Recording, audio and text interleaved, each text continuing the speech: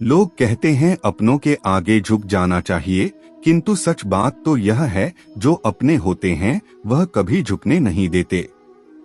इस संसार में मूर्ख व्यक्ति, अधर्मी, अज्ञानी व नास्तिक प्रकृति का व्यक्ति मेरी शरण स्वीकार नहीं कर सकता। जीवन में आधे दुख इस कारण जन्म लेते हैं क्योंकि उनसे आशाएं बड़ी होती है। इन आशाओं का त्याग करके देखो, जीवन में सुख ही सुख है। जो दूसरों की तकलीफों को समझते हैं, जिनमें दया है, दिल से अच्छे हैं, उन्हें दोबारा जन्म लेना नहीं पड़ता।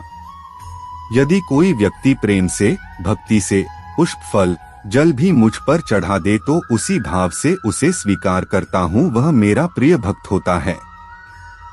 मन की गतिविधियों, होश, श्वास और भावनाओं के माध्यम से भगवान की शक्ति सदा तुम्हारे साथ है और लगातार तुम्हें बस एक साधन की तरह प्रयोग कर सके सभी कार्य कर रही है।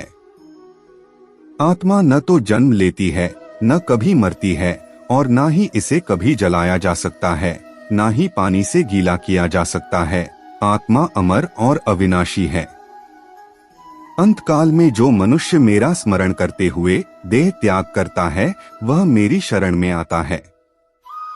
इसलिए मनुष्य को चाहिए कि अंतकाल में मेरा चिंतन करें।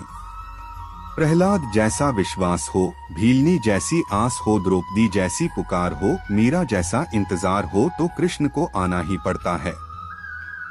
जब हम स्वयं जीवन के शिल्पकार हैं तो चलो हम अपनी मुश्किलें को हराते हैं, जीवन में मुस्कुराते हैं। जो मन को नियंत्रित नहीं करते उनके लिए वह शत्रु के समान कार्य करता है। आत्मज्ञान की तलवार से काटकर अपने हृदय से अज्ञान के संदेह को अलग कर दो। अनुशासित रहो। उठो। मान अपमान, लाभ हानि, खुश हो जाना या दुखी हो जाना, यह सब मन की शरारत है। लोग आपके अपमान के बारे में हमेशा बात करेंगे। सम्मानित व्यक्ति के लिए अपमान मृत्यु से भी बदतर है। मन अशांत है और उसे नियंत्रित करना कठिन है, लेकिन अभ्यास से इसे वश में किया जा सकता है। अगर तुम अपना कल्याण चाहते हो तो सभी उपदेशों, सभी धर्मों को छोड़कर मेरी शरण में आ जाओ, मैं तुम्हें मुक्ति प्रदान करूंगा। उससे मत डरो जो वास्तविक नहीं है, ना कभी था ना कभी होगा। जो वास्तविक है वो हमेशा था और उसे कभी नष्ट नहीं किया जा सकता। किसी और का काम पूर्णता से करने से कहीं अच्छा है कि अपना काम करें, भले ही उसे अपूर्णता से करना पड़े। मोहग्रस्त होकर अपने कर्तव्य पथ से हट जाना मूर्खता है, क्योंकि इससे ना तो तुम्हें स्वर्ग की प्राप्ति होगी और ना ही तुम्हारी कीर्ति बढ़ेगी। ज्ञानी व्यक्ति को कर्म के प्रतिफल की अपेक्षा कर रहे अज्ञानी व्यक्ति के दिमाग को अस्थिर नहीं करना चाहिए। यदि आप किसी के साथ मित्रता नहीं कर सकते हैं तो उसके साथ शत्रुता भी नहीं करना चाहिए। मन अशांत हो तो उसे नियंत्रित करना कठिन है, लेकिन अभ्यास से इसे वश में किया जा सकता है। जिसे तुम अपना समझकर मग्न हो रहे हो, बस यही प्रसन्नता तुम्हारे दुखों का कारण है।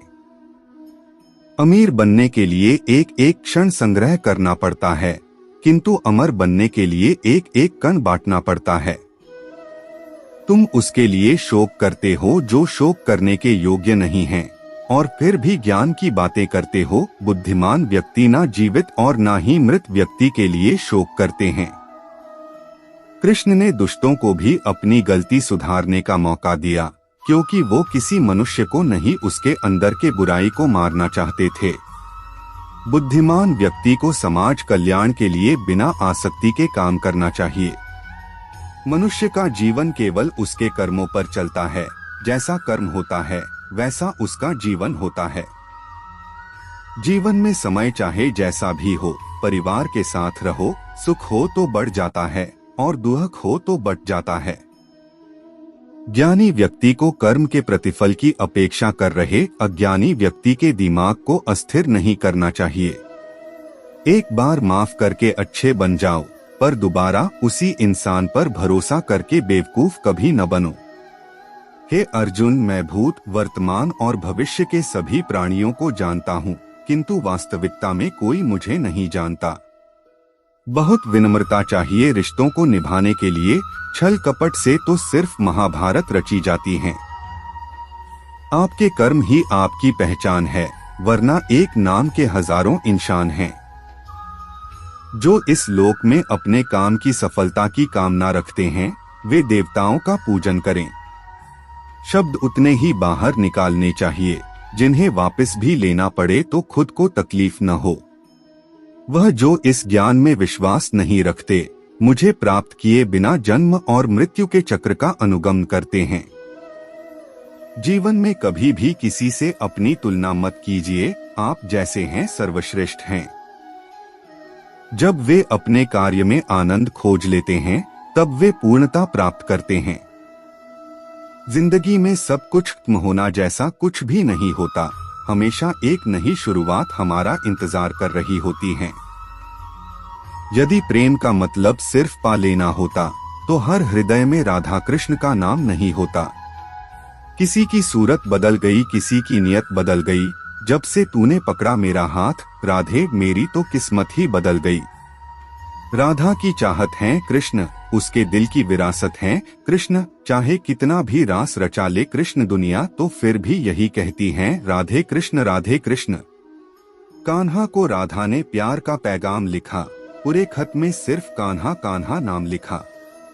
काश बिहारी जी आप आते, वोट डालने के बहाने, स्याही लगाने के बहाने हाथ पर हमारा दिल रख देते। राधा के सच्चे प्रेम का यह इनाम है, कान्हा से पहले लोग लेते राधा का नाम है।